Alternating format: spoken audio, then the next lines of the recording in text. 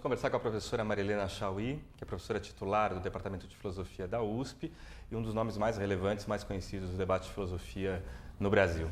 Professora, nós estamos no prédio da Maria Antônia, onde funcionou a USP até o final dos anos 60, né, onde se deu parte significativa da sua formação, que é uma formação marcada pela presença ainda dos professores franceses que determinaram o perfil inicial da filosofia no Brasil e que se costuma caracterizar como fortemente marcado por um trabalho estrutural de texto, né? Para começar a nossa conversa, a filosofia se apresenta para nós, antes de mais nada, como um conjunto de textos a serem abordados, a serem tratados, um certo cânon, né? Como que se delimita historicamente esse cânon? Como se delimita esse conjunto de textos a serem abordados? Qual é a identidade deles?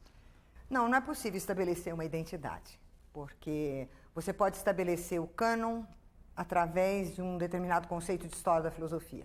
Então você pode, por exemplo, seguir as lições da filosofia da história do Hegel e você começa nos pré-socráticos até chegar no próprio Hegel, né? Você pode fazer o que dá uma sequência contínua, progressiva, né?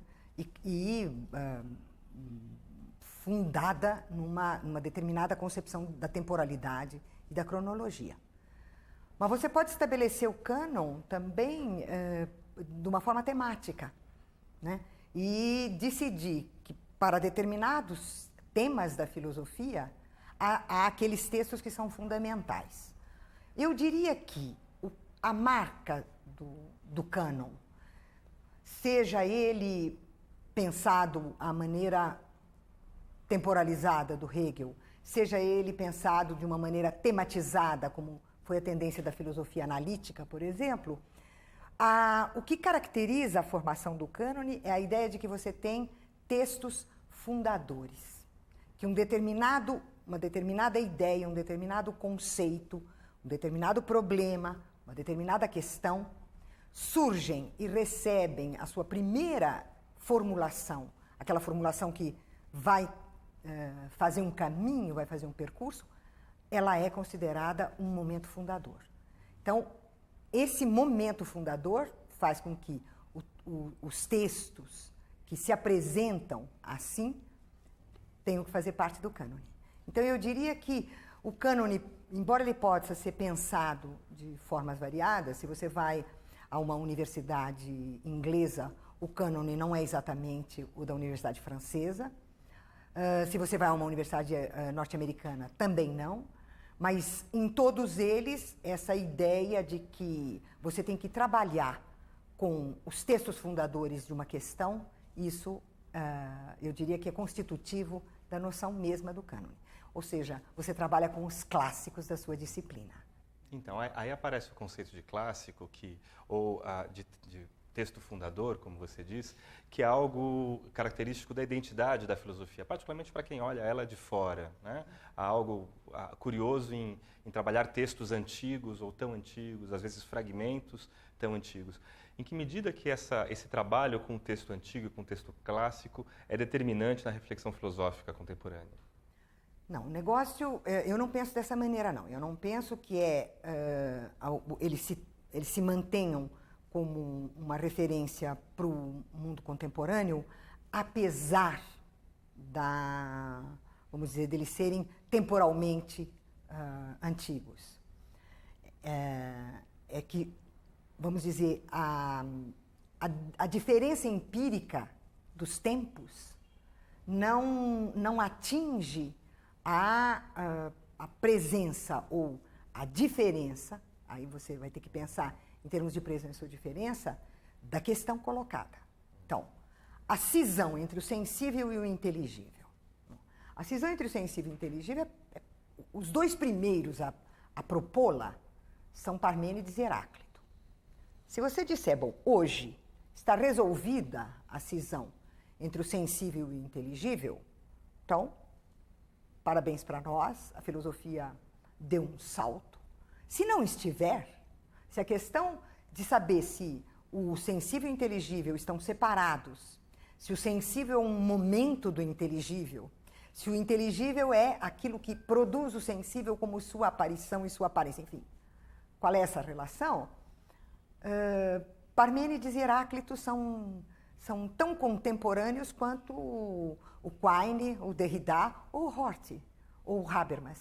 Ou seja, tudo depende da densidade da questão e do fato de que as respostas a ela, né, a suprimiram como questão. Né? Se ela não foi suprimida como questão, se ela retorna sempre, não é, como questão, então os pais fundadores estarão sempre presentes. E é por isso que eu costumo dizer que há um equívoco por parte daqueles que pensam que você pode distinguir a filosofia e história da filosofia. Como se as questões que você pensa filosoficamente no seu presente não tivessem nenhum lastro histórico. Como se no momento em que você a está pensando, né, você pura e simplesmente estivesse inventando a roda.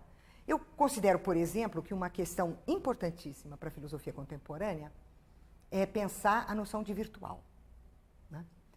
Porque nós temos uma tradição filosófica a respeito da distinção entre a presença, a potência e a virtualidade.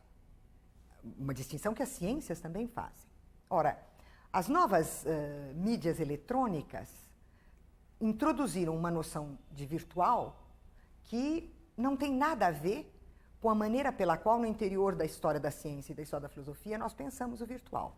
Então, a questão que se coloca é: inventaram um novo virtual que desconstrói e torna sem significação as categorias anteriores, ou há um enorme equívoco em chamar de virtual aquilo que está em mera latência no interior de um atual? Né? Essa é uma questão. Ora, quem é o primeiro a colocar essa questão? O primeiro a colocar essa questão é Aristóteles. Você vai fazer economia do pensamento aristotélico a esse respeito? Não vai, não vai.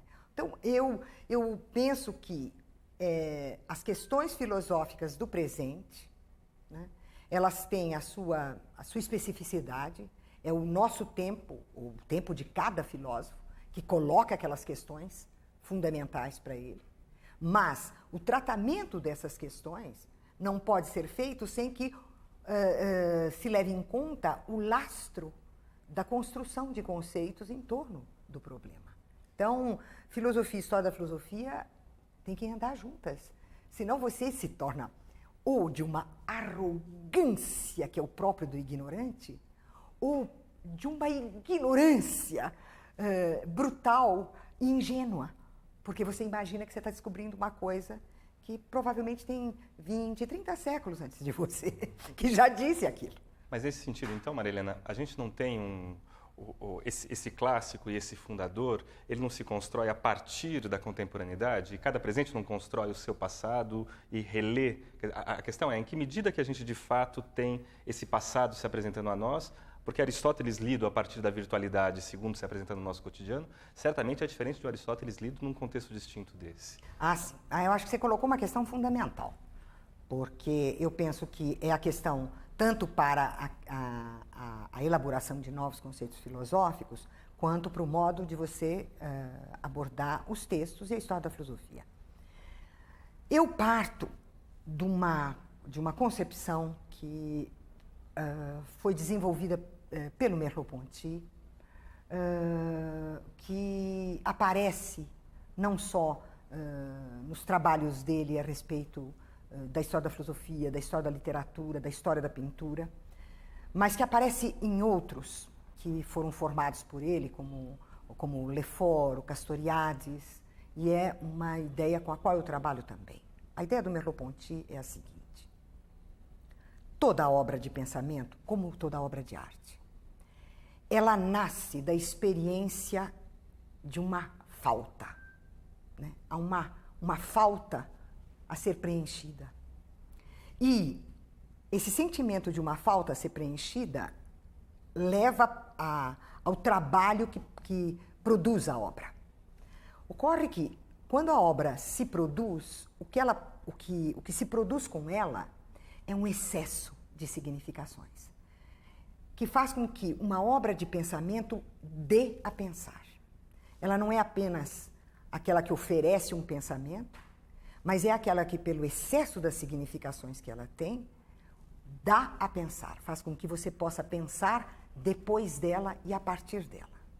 Essa ideia o Merleau-Ponty desenvolve falando da noção de posteridade. Ele diz, toda obra, seja obra de pensamento, seja obra de arte, cria do seu próprio interior a sua posteridade.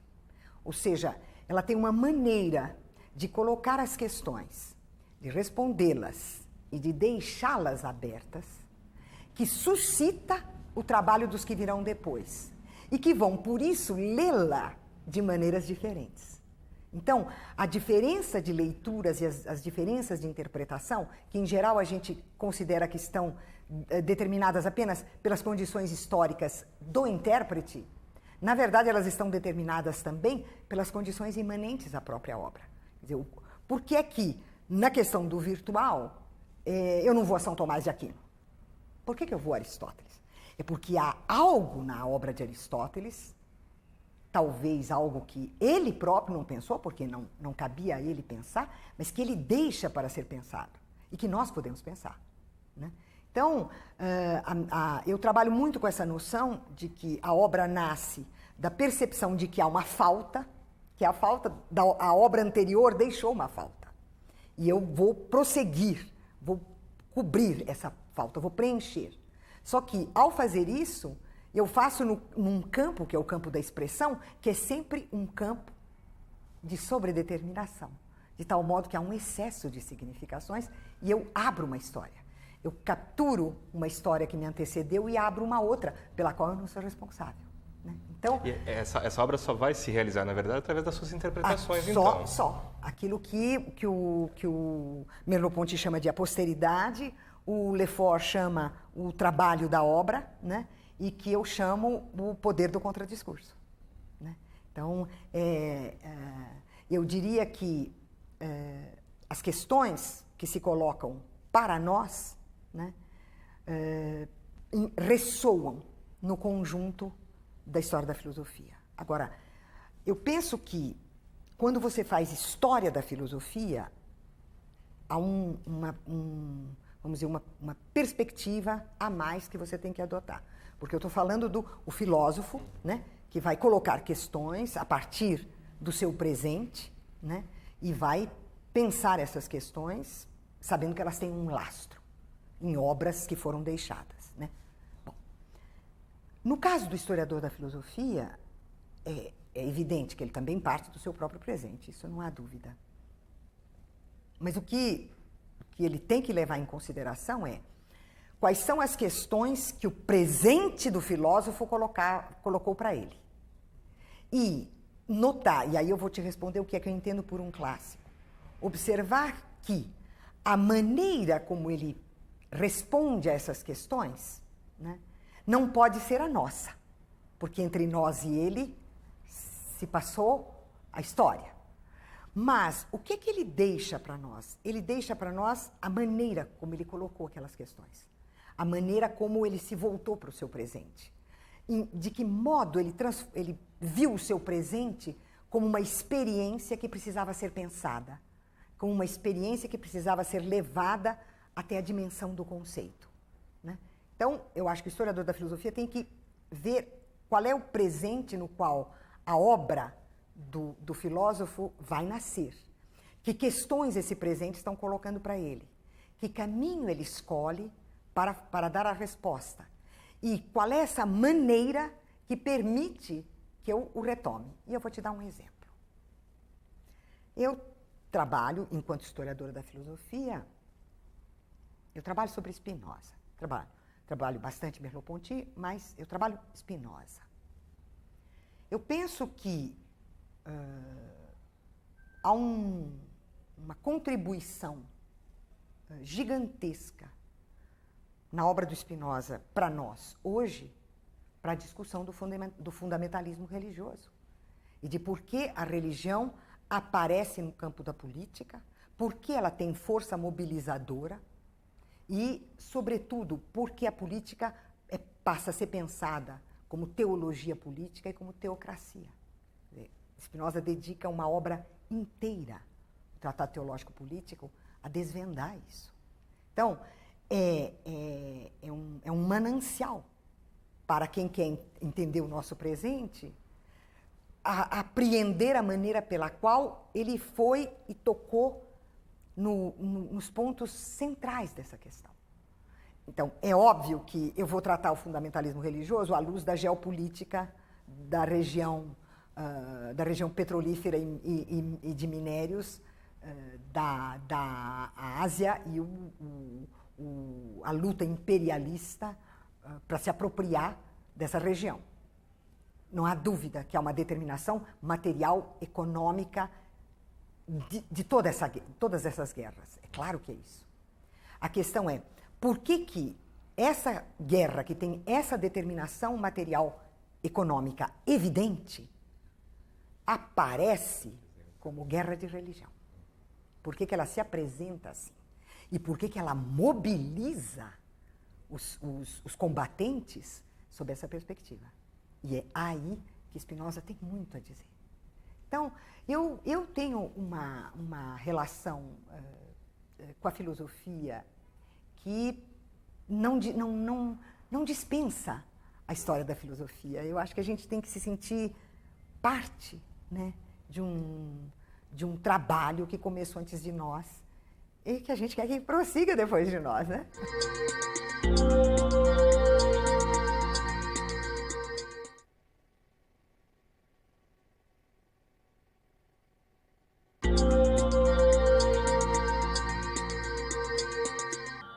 Eu tenho uma relação com a filosofia que não dispensa a história da filosofia. Eu acho que a gente tem que se sentir parte, né, de um trabalho que começou antes de nós e que a gente quer que prossiga depois de nós, né?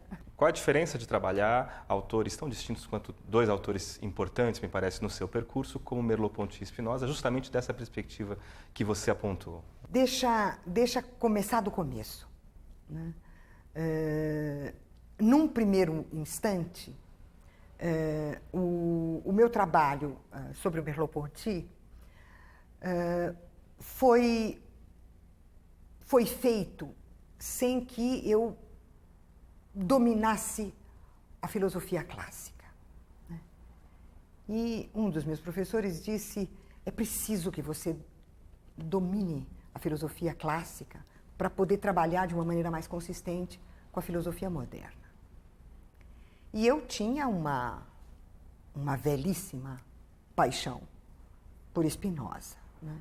Porque eu tive duas experiências muito curiosas com relação a Spinoza, né?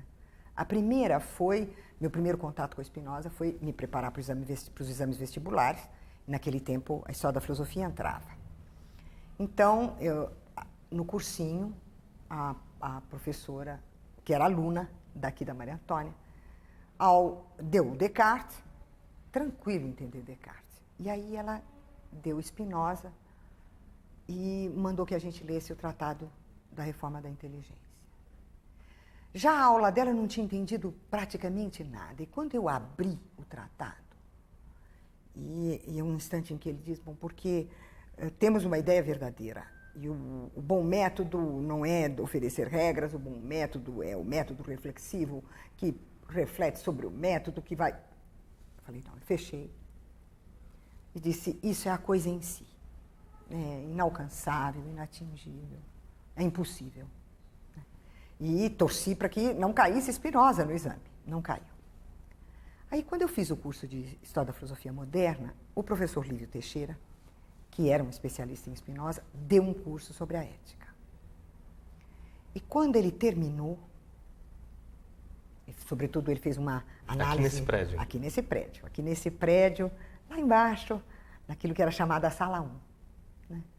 E ele terminou com uma análise da parte 5 da ética e o instante em que efetivamente o conhecimento da imanência é o conhecimento também da liberdade e da felicidade, né? E quando ele terminou, naquele tempo os professores ficavam no alto de um estrado, eles eram chamados de senhor, senhora, eles nos chamavam de senhor, senhora.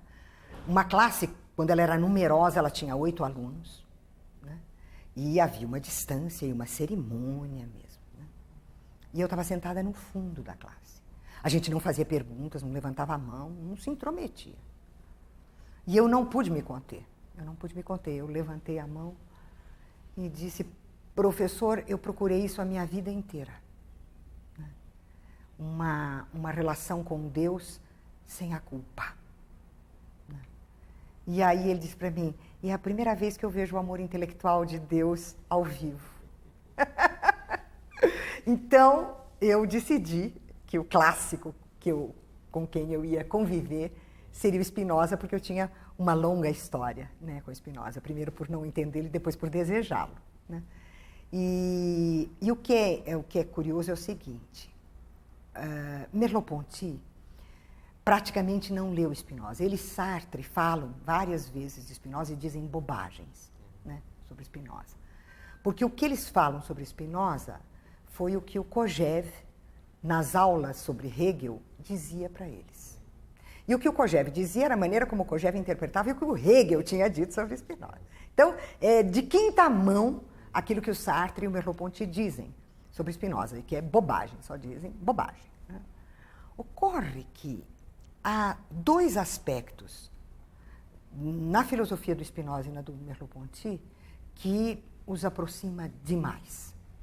E eu penso que é justamente o fato deles serem racionalistas e anticartesianos, que é aquilo que o Spinoza chama de a imanência e que o Merleau-Ponty chama o ser de indivisão, né? Na imanência e no ser de indivisão, a singularidade é uma diferenciação no interior do mesmo, né? Então, a recusa da noção de transcendência, né? Então, há esse ponto no qual eu leio o Merleau-Ponty no Spinoza e o Spinoza no Merleau-Ponty.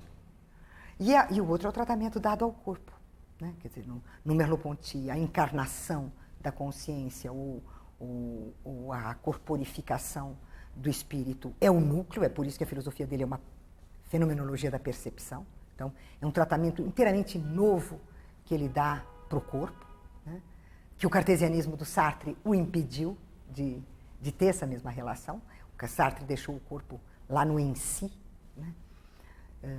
Nos objetos inertes, né? E o tratamento que Spinoza dá ao corpo, na parte 2, 3 e 4 e 5 da Ética, né? Que é também anticartesiano, né? E que leva Spinoza, no momento culminante da parte 5 da Ética, quando ele vai dizer o que é a liberdade, o que é a felicidade, ele vai dizer que quem tem um corpo apto a uma pluralidade de afecções simultâneas tem uma alma apta à multiplicidade de ideias simultâneas, e é essa aptidão para o plural que é a liberdade, né? E isso é profundamente merleau-pontiano. Então, por incrível que pareça... Mas você descobre a posteriori essa semelhança? Porque, a princípio, na sua narrativa, não é o que te conduz eu fui conduzida por razões diferentes. E foi num percurso que eu fiz essa descoberta. Eu cheguei a me perguntar se o meu inconsciente, desde o começo, não tinha percebido algum parentesco entre eles. Mas no caso do trabalho com texto, o Spinoza, em particular, é um autor extremamente sistemático, né? E ele coloca em questão um outro tema importante para a gente conversar, que é esse núcleo inicial da filosofia na USP, que é o núcleo inicial da filosofia no Brasil, de alguma forma, a partir do qual se distribui a filosofia posteriormente pelo resto do país. É quase mitológico o caráter de trabalho estrutural com o texto que havia ali, né? Quer dizer, então, retomando aquele nosso tema do clássico e do trabalho com o texto antigo, por exemplo, como que se apresenta, primeiro para você, essa leitura estrutural e como que isso se apresenta na formação da filosofia do filósofo, né?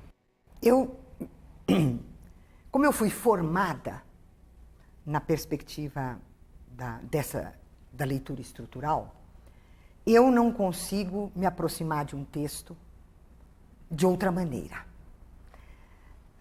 Eu diria que o que Bom, primeiro vamos falar da maneira estrutural, depois eu quero dizer em que instante eu sou capaz de tomar distância. Então, a primeira abordagem, que foi o que nós aprendemos de um texto, é considerar que o filósofo disse o que ele queria dizer da maneira como ele escolheu dizer. Então, você não pode ler, a sua primeira leitura de um texto não pode ser uma interpretação do texto. Você não pode tentar descobrir no texto um sentido escondido que estaria ali. A sua primeira abordagem, é isso que o método estrutural ensina para você, é: vamos ver o que efetivamente o filósofo disse, de que maneira ele disse, por que que ele disse assim e o que ele quis dizer ao dizer isso. Então, você aprende primeiro que um texto se realiza com uma lógica interna, que aquele texto não é gratuito, que ele não está construído daquela maneira de forma aleatória, que há um sentido na construção do próprio texto, e que o significado do texto está nele, e que é nele que você tem que encontrá-lo, né?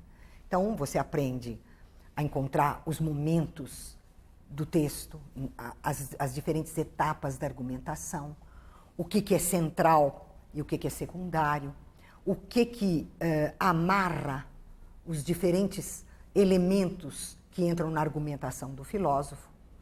A partir dali, com quem o filósofo está dialogando para aceitar ou criticar, e quem se apropria disto para dialogar ou criticar.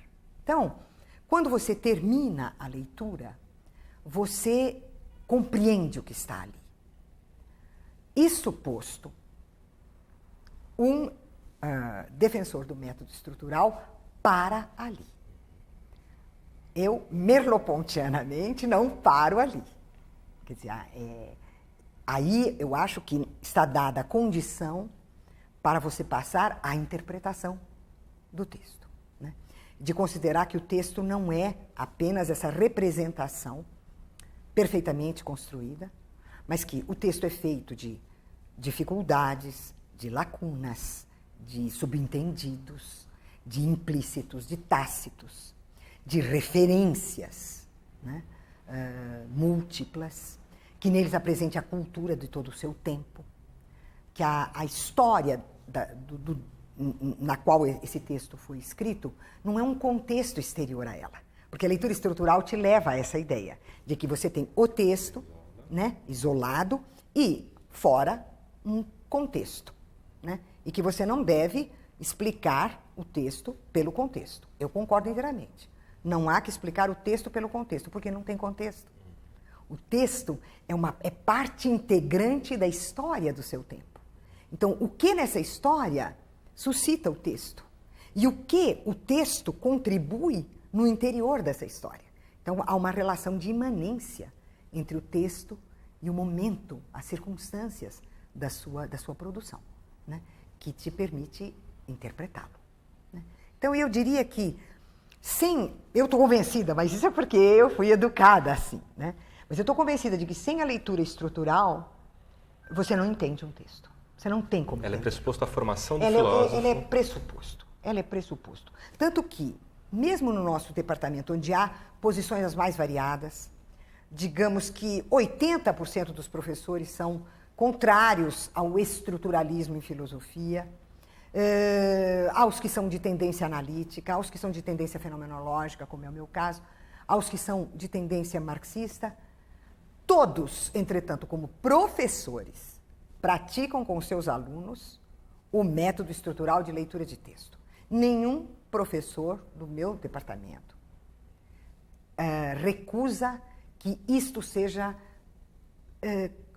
fundamental para a educação filosófica dos alunos. Você vê contradição, por exemplo, você falou de uma perspectiva marxista, entre esse modelo de trabalho com o texto filosófico e uma leitura, por exemplo, de raiz marxista que vai situá-lo, que inverte a relação entre teoria e prática ali, grosso modo, e que vai situá-lo como expressão de contradições de cada momento e da expressão de época em que ele está colocado? Você vê uma contradição entre as duas coisas? Não, eu não vejo uma contradição. Eu só acho que cada uma dessas perspectivas, se ela for realizada sozinha, ela é incompleta e vamos dizer, preconceituosa.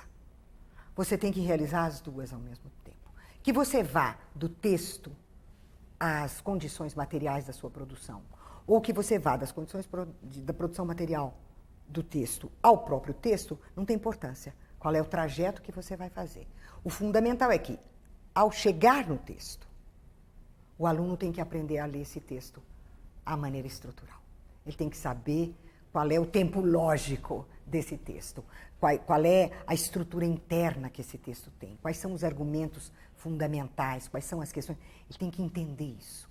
Porque se ele entender isso, ele vai entender perfeitamente por que aquelas condições materiais e esse texto estão juntos. Como é que eles se respondem? Você falou o aluno ainda. Agora, o aluno é quem? Quer dizer, é o nosso aluno de graduação de filosofia ou isso vale também, quer dizer, esse tipo de trabalho com texto é algo que você considera pertinente, por exemplo, no contexto do ensino médio, onde a filosofia se coloca hoje? Eu acho que nos dois casos. Nos dois casos. No caso do aluno de graduação, eu considero que esse é o trabalho fundamental que tem que ser feito. É isso que ele tem que aprender. E é por isso que ele faz iniciação científica. Ele faz a iniciação científica para aprender a fazer isso num determinado autor, de modo a se preparar para começar o trabalho, esse trabalho interpretativo, que se acrescenta no mestrado, e a interpretação que inclui a presença da história no interior do texto, no doutorado, né? Pelo menos os que trabalham comigo, eu faço dessa maneira, né? Agora, eu acho que no ensino médio, isso precisa ser feito. Eu acho que não há condição de você fazer a aula de filosofia ser isto. Os alunos não aguentariam. Mesmo os alunos de graduação, é um choque trabalhar com esse descarnamento do texto, porque se deixa o texto descarnado, né? Mas é um exercício importante. Então, eu diria que, pelo menos uma vez por mês, o professor de filosofia do ensino médio deveria escolher um texto, de preferência, um texto que abale os alunos, né? Por exemplo, escolher o mito da caverna, escolher a abertura da metafísica do Aristóteles, o início da primeira meditação. Eu imagino que é possível selecionar alguns textos que são muito impactantes, né? E sobre esses textos ensinar aos alunos já uma primeira versão, né, desse método de leitura. Porque eu estou convencida de que a filosofia é uma intervenção no mundo dado, que tem a peculiaridade de ser uma intervenção discursiva. É pelo discurso que a filosofia intervém e compreende o presente, o seu presente e o passado. Então, se você não domina a arte do discurso, o poder do discurso, né, a lógica argumentativa do discurso, você fará uma filosofia muito pobre. Então, porque a filosofia é, como dizia o Bento, ela é uma conversa, né? Ela é...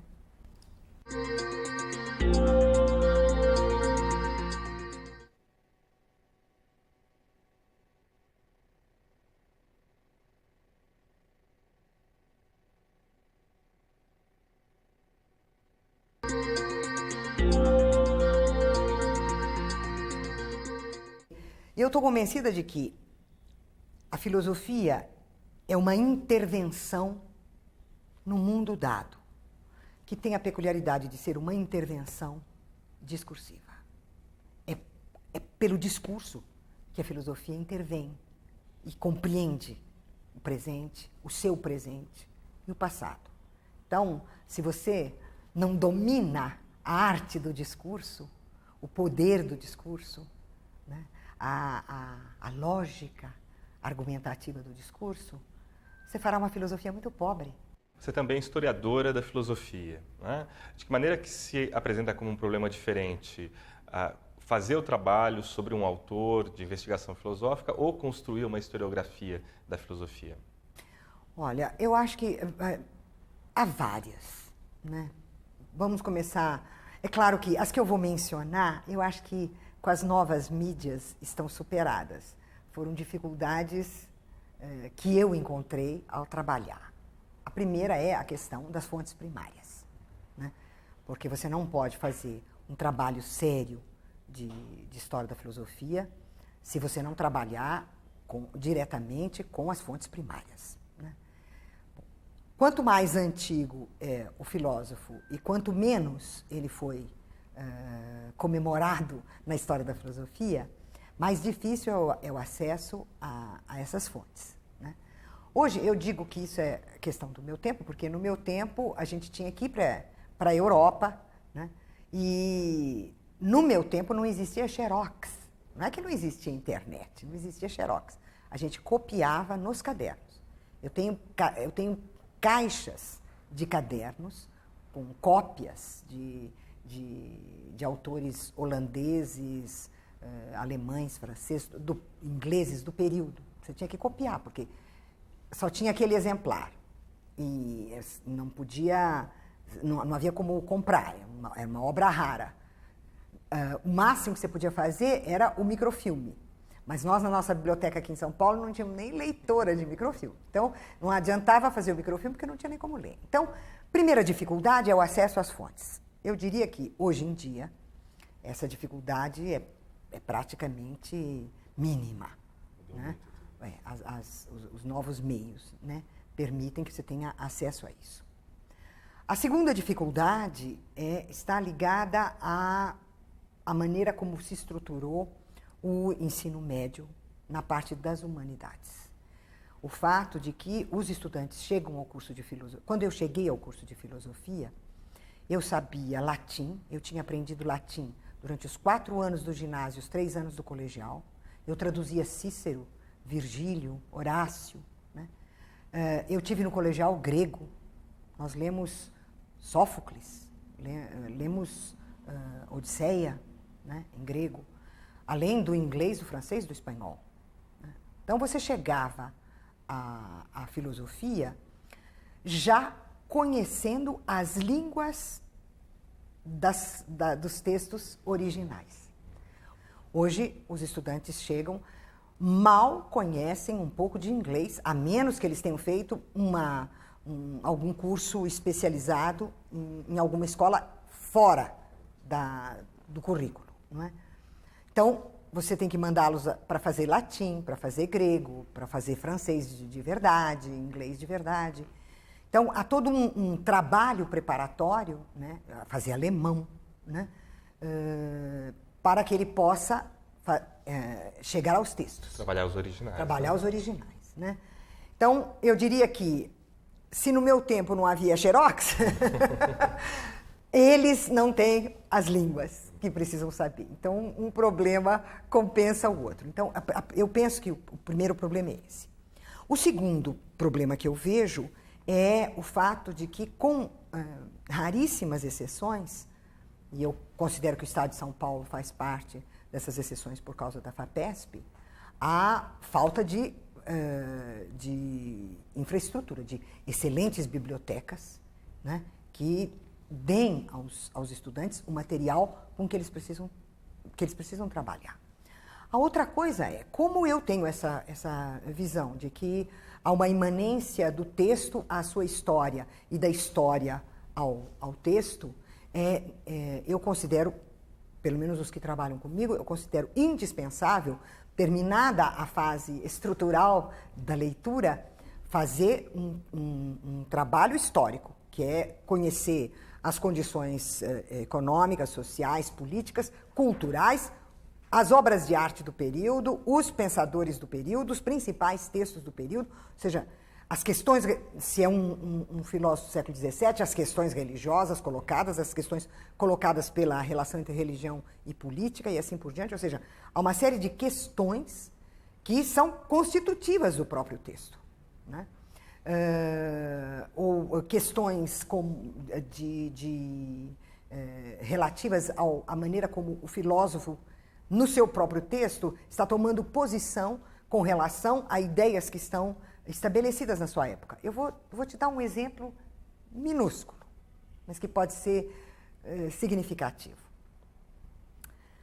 Há um momento nas meditações, quando Descartes vai dizer que você deve fazer essa meditação pelo menos uma vez na vida, mas só uma vez, porque mais de uma vez o grau de vertigem e de angústia provocado por uma meditação metafísica é mais do que você pode suportar. E ele diz que a gente pode ser empurrado, e as traduções todas colocam os negros vapores da bilis. Não, ele está dizendo os vapores da bilis negra, isto é, os vapores da melancolia, isto é, os vapores de uma doença. Então, ele está tomando posição no interior de uma história importantíssima, que é a história da melancolia, do vínculo entre a ideia do Aristóteles, de que todos os homens excepcionais são melancólicos, essa ideia que perpassa toda a história da filosofia, chega na Renascença, dá no Ficino, né? Leva o Ficino a pedir ao Botticelli que ele faça um talismã para que o Lourenço de Médici não seja tomado pela melancolia. Esse talismã é a primavera do Botticelli, né? Isso chega no Descartes. Então, essa pequenina afirmação, se você traduzir os negros vapores da bilis, você perdeu tudo que Descartes está dizendo. Quando ele diz os vapores da bilis negra, ele está se inserindo no interior de uma longuíssima tradição a respeito do vínculo entre filosofia, vida intelectual e melancolia. Aí se insere, então, até uma interdisciplinaridade muito mais ampla com o pressuposto. Nem há dúvida. Precisa conhecer literatura, precisa conhecer história, precisa conhecer a história das artes, precisa conhecer as questões de técnica. Dependendo do período, você tem que saber ciência. Veja, você não pode estudar Merleau-Ponty se você não souber o que está acontecendo na psicologia da época. Se você não souber a revolução que significaram o behaviorismo e a Gestalt. Isso não remete à tradição kantiana, essa ideia de uma filosofia que abarca as outras investigações? Não se apresentaria como uma reflexão primeira, anterior e que demarca as outras investigações? Não, eu não penso isso. Eu penso que a filosofia não pode viver sem os outros, sem as outras práticas e sem os outros discursos. E que ela, na sua maneira específica, não é? Ela se apropria deles, ela reflete sobre eles, ela os interpreta, ela pode transformá-los até, né? Mas ela não é ela que dá o fundamento. Essa é a minha diferença com relação à tradição. Quer dizer, a filosofia não é aquele discurso que fundamenta os demais discursos. A filosofia é aquele discurso que tem a peculiaridade de se apropriar dos demais discursos, das demais práticas, de oferecer uma interpretação, uma reflexão crítica e até transformar esses discursos, né? Mas ela não os fundamenta. E como você vê a presença da filosofia no ensino médio? Né? Uma disciplina entre outras disciplinas, mas ao mesmo tempo esse discurso que abarca os demais. Como isso se apresenta como um problema para o trabalho do professor dentro da escola? Eu acho que ela é um ampliador de horizontes para o ensino médio como tal. Eu acho que auxilia as demais disciplinas do ensino médio. E acho também que ela abre para os estudantes a perspectiva de um relacionamento com todas as outras coisas que eles aprendem. Mesmo que ninguém explicite isso, mesmo que ninguém proponha programas interdisciplinares. A filosofia, se ela for bem ministrada, ela fará os estudantes perceberem a inter-relação entre tudo aquilo que eles aprendem. Por exemplo, se você, no primeiro ano, der as questões do conhecimento, né? Percepção, reflexão, memória, linguagem, dificilmente os alunos não vão perceber como tudo isso tem a ver com as ciências que eles estudam, né? Se num segundo ano você dá ética e discussões sobre a cultura, eles vão perceber que tudo que eles aprendem em história, geografia, literatura, está relacionado. Então, eu diria que a filosofia tem eu vejo a filosofia com 3 grandes papéis no ensino médio. O primeiro é de alargar o campo das humanidades, que foi estreitado pela visão instrumentalista, mercadológica, que orientou as reformas anteriores do ensino. Então, eu acho que a filosofia tem a possibilidade de repor o valor das humanidades, fazer com que elas sejam reconhecidas como tais, né? A segunda é o papel que ela pode ter na formação intelectual dos estudantes. Não do ponto de vista dos conteúdos aprendidos, mas do ponto de vista do exercício que ela leva os estudantes a fazer. Ou seja, os levar a pensar sobre o pensamento e a falar sobre a própria linguagem, né? Ter esse exercício da reflexão, que eu acho que altera a operação intelectual para eles, né? Ela se alarga também. E a terceira função, se você quiser, do papel que eu vejo a filosofia ter no ensino médio é de efetivamente despertar para as questões críticas, despertar para o senso crítico, né? Mesmo que o professor não leve os alunos a dirigir a crítica a este ou aquele momento da vida contemporânea. Pode ser que o professor não queira fazer isso, né? Mas o fato de que a filosofia os faça perceber de que as coisas, tais como elas são, imediatamente dadas, elas não são bem assim, já é um passo imenso. A filosofia faz isso de maneira diferente de outras áreas, como a história, por exemplo? Eu acho que sim. Eu acho que sim, porque no caso das outras disciplinas, vamos dizer, a dimensão crítica já está diretamente dada no conteúdo. Você já tem, por exemplo, uma história do Brasil que, ao se oferecer como recusa da versão conservadora da história do Brasil, o conteúdo dessa história já é um conteúdo crítico. No caso da filosofia, é ensinar a tomar uma posição crítica, né? Eu acho que a filosofia permite isso, de levar o aluno a tomar uma certa distância com relação a tudo que ele vê, tudo que ele escuta, tudo que ele recebe, né? Então, essa dimensão crítica é o que me parece muito importante, sobretudo porque ele é bombardeado pela mídia, né? Pelas diferentes mídias. E há um instante em que ele dispõe de um excesso de informação e uma quase ausência de verdadeira compreensão e de verdadeira informação, né? Então, eu aposto muito na filosofia no segundo grau, porque ela pega os estudantes no momento em que eles estão despertando para esse gosto crítico. Você participou de todo o debate, no primeiro momento, sobre o afastamento da filosofia do ensino médio e depois sobre o retorno dele. Nós estamos há 40 anos praticamente desse debate, a filosofia retorna agora. Você entende que esse é um momento propício e tem expectativas de que tipo a respeito desse retorno da filosofia? Bom, você tem toda a razão, eu lutei, né, contra a exclusão da filosofia, lutei pelo seu retorno e gritei alviçaras quando ela retornou. Eu acho que é um momento precioso, não só porque alcança os jovens, como nós vimos num momento de profunda contestação, e a filosofia os ajuda a ter conteúdo nessa contestação, né? Mas acho que é um momento também da sociedade contemporânea em que a reflexão filosófica é muito importante. É um momento no qual as religiões tendem a ocupar o espaço da reflexão e da esperança e da liberdade. É um momento no qual as crises econômicas estreitaram muito o campo da política e o campo da opinião pública e é preciso reabri-lo.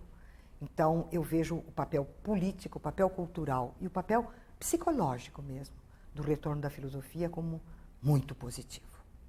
Certo. Obrigado, professora. Obrigada.